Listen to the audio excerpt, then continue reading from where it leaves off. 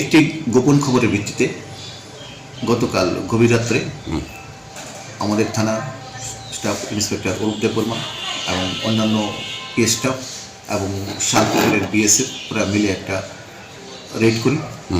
খবর ছিল আমাদের বরখোলা সাউথ পার্ক বরখোলার একজনের বাড়িতে প্রচুর পরিমাণে গাঁজা মজুদ আছে। তো অ্যাকর্ডিংলি আমরা রেড করি।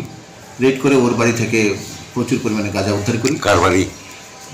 বাড়ির মালিক ছিল শঙ্কর দেবনাথ, তো তাকেও আমরা ডিটেন করি। ডিটেন করে আমরা গাঁজাগুলো ওজন করে দেখি, টোটাল 343টি গাঁজা। অ্যাকর্ডিংলি গাঁজা সিজার হয় এবং শঙ্কর দেবনাথকে আমরা অ্যারেস্ট করে থানায় নিয়ে আসি। আজকে তাকে কোর্টে পাঠানো হবে। 3 দিনের পুলিশ রিমান্ডও আনবো।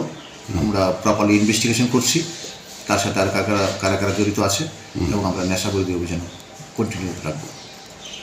নেশা বিরোধী অভিযান আরও করবেন? হ্যাঁ, অবশ্যই এগুলো আমাদের করতে হবে, নেশা বিরোধী করতে হবে।